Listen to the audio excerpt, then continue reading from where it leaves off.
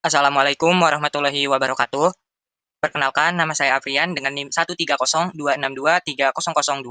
Pada video kali ini, saya akan membuat proyek akhir semester untuk mata kuliah Manajemen Pembelajaran Fisika yang diampu oleh Ibu Pina Serepina. Assalamualaikum warahmatullahi wabarakatuh. Waalaikumsalam warahmatullahi wabarakatuh. Saat ini saya sedang bersama, boleh Ibu kenalan dulu? Ya, nama saya Dr. Randa Teti Setiawati, guru MAN 1 Lebak. Baik, saya saat ini sedang bersama Ibu Edi Teti di MAN 1 Lebak, tepatnya di ruangan laboratorium. Nah, saat ini saya akan melakukan observasi, saya akan mengajukan beberapa pertanyaan untuk Ibu. Mungkin kita langsung mulai aja ya Ibu.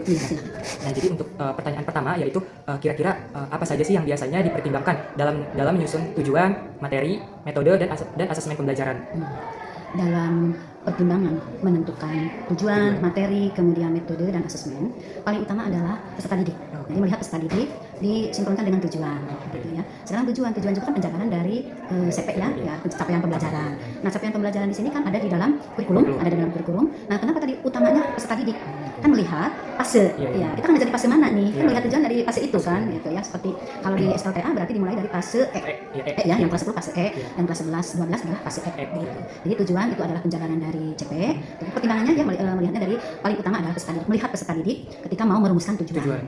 Kemudian mengambil dari CP itu dari kurikulum, kemudian tujuan itu sendiri harus berdasarkan harus sesuai dengan perkembangan peserta didik. Kemudian tadi materi, sama ya, materi juga kan sudah disesuaikan dengan fase itu sendiri. Kemudian asesmen juga nih sama, harus terukur. Kemudian itu harus mempertimbangkan sumber belajar materi juga ya. Kemudian kalau asesmen harus melihat tujuannya apa gitu ya, jadi harus sinkron lah dengan tujuan. Ke pertanyaan berikutnya tentang pengorganisasian dan penjadwalan. Nah, kira-kira dari Ibu bagaimana sih caranya Ibu mengatur jadwal sumber belajar serta sarana dan prasarana termasuk di laboratorium ini untuk mendukung kelancaran pembelajaran fisika di kelas gitu, Bu? Oh iya, boleh. Jadi untuk pengorganisasian dan penjadwalan penjadwalan jadwal sumber belajar gitu ya. Kebetulan kan Ibu sebagai kepala lab gitu. Jadi Ibu jadwalkan jauh-jauh hari supaya tidak bentrok gitu. Kalaupun bentrok nanti koordinasi dengan guru lain. Kalau mau menggunakan sarana lab gitu.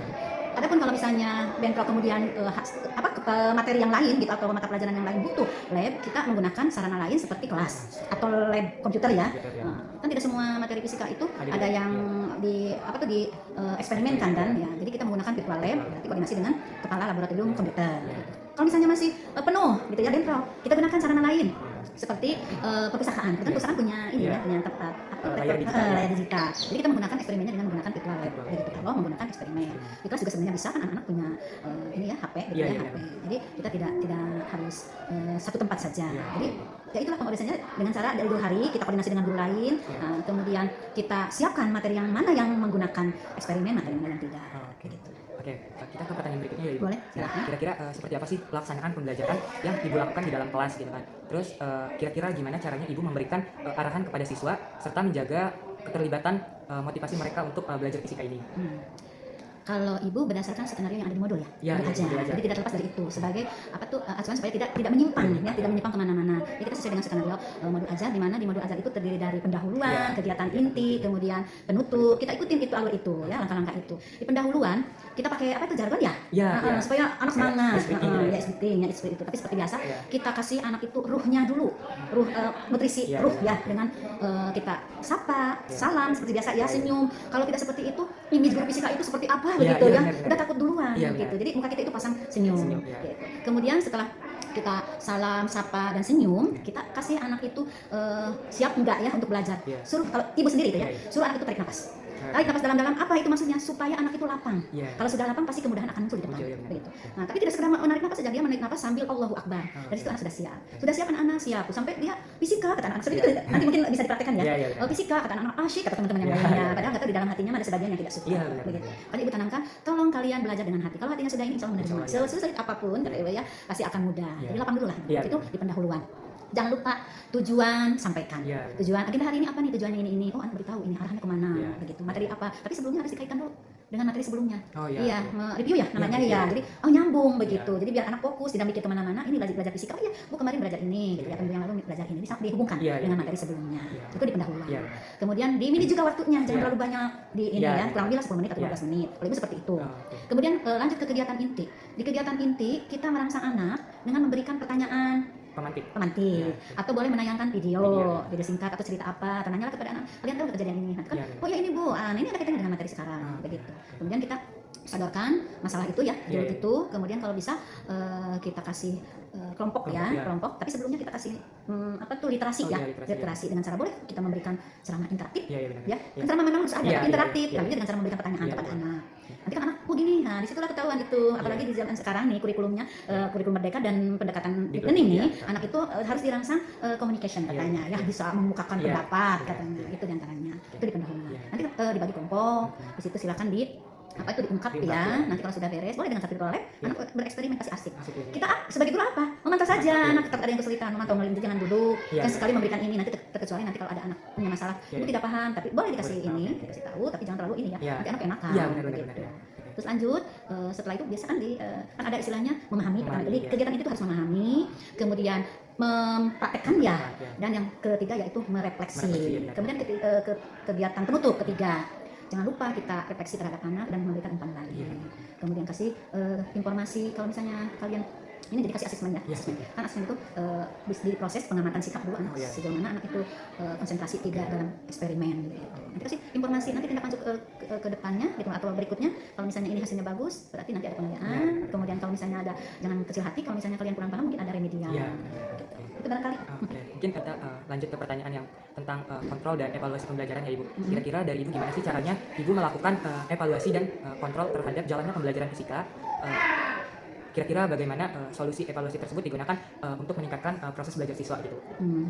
Kalau kontrol ya, Iya. ya kalau kontrol tadi sebenarnya sudah disinggung. Jadi kontrol sendiri kan tindakan korektif ya terhadap Iya, iya. penyelesaian yang dilakukan oleh ini berdasarkan hasil evaluasi. Evaluasi, Hmm. betul. Jadi kontrolnya itu yaitu dengan cara tindak lanjut, Lanjut, ya, ya kan? Iya. Tindak lanjut.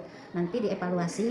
Nah, tindak lanjutnya itu seperti tadi remedial, di kontrolnya itu. Jadi kita ketika ngasih evaluasi harus dikoreksi lah, Oke. ya. Dievaluasi, oh kok ini anak kecil ya, gitu kan nanti diulang lagi, bisa di remedial. Iya. Kita siapkan remedial namanya ini. Nah, mungkin kalian sendiri mengalami kan ketika Iya. diinformasikan, saya dapat segini Iya. nilainya, gitu kan. Iya. Tapi kita jangan mematahkan yang Mematahkan, kecil. iya. Jadi kan semua harus punya ini ya, dirangkul dengan cara ada pengayaan. Terus yang lebih biar tidak bosan dengan cara pengayaan, itu dikoreksi. Kemudian monitoring kemajuannya yaitu kita menggunakan jurnal. Ibu kebetulan suka punya jurnal nih, Iya, iya. jurnal belajar.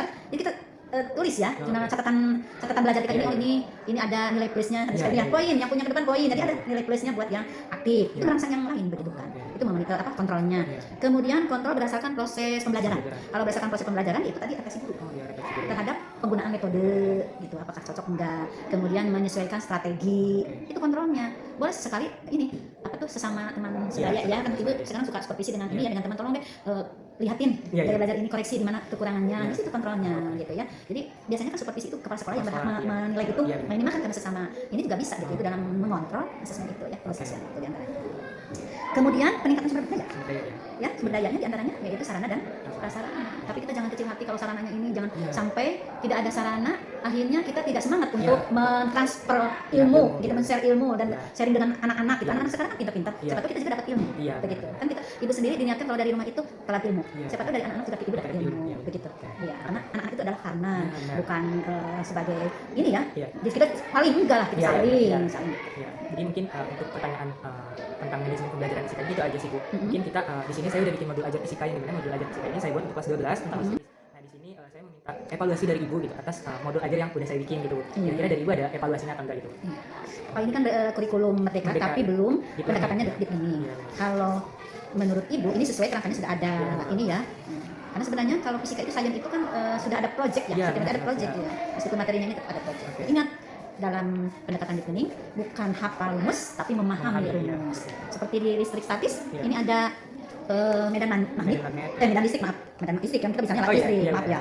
Yaitu sama dengan F per Q. Anak Iya. tidak hanya sekedar Tahu tahu rumus ini, apa sih hubungannya dengan muatan? Iya benar. Begitu. Bagaimana hubungannya dengan F? Iya. Begitu. Kalau dengan ini berbanding terbalik kan, Terbalik, ya. apabila Q-nya diperbesar bagaimana pengaruhnya terhadap itu yang harus dikembangkan seperti itu. Ini sudah ada refleksi, kegiatan penutupnya ada. Ya udah sesuai ini, udah sesuai. Tinggal aplikasinya, Iya, actionnya, iya. ya mudah-mudahan actionnya. Tapi jangan kaku dengan oh ini gitu. Iya, iya. Nah, gitu ya. Ini udah ada. Ya, kolom. Tapi ingat ya, ceramah selalu ada, informasi Iya, selalu betul. ada. Iya. Kalau misalnya anak ada yang ketika di action itu anak ada yang salah ini, masa didiamkan? Iya, benar. Kita koreksi Kita koreksi, gitu. benar. Makanya ada merangkumkan. Iya. Anak juga harus punya referensi. Iya. Di antaranya mencatat. Iya. Dengan mencatat itu anak kan merekam juga Iya, kan, iya. merekam juga. Itulah nanti, apalagi kalau sudah ini kan belum deep learning ya, Iya, belum. tidak apa, tapi nanti ke depan sebenarnya prakteknya ya kalau Iya. secara administrasi masih tidak pakai deep learning, Iya, tapi iya. kayaknya ini kalau dipraktekkan seperti sudah ke deep learning Oh, ya, oke. pendekatan deep learning. Joyful learning. Ya kasih pastinya. Ini anak ada ini virtual lab. Iya, benar.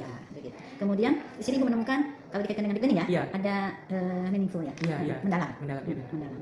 Udah ada di pendahuluannya sudah ada ini lagi. Ya. Bagus ya? Oke, mungkin saya ucapkan terima kasih buat Ibu atas waktu dan kesempatannya. Sama-sama. Mungkin kurang dan lebihnya saya mohon maaf. Wassalamualaikum warahmatullahi wabarakatuh. Waalaikumsalam warahmatullahi wabarakatuh.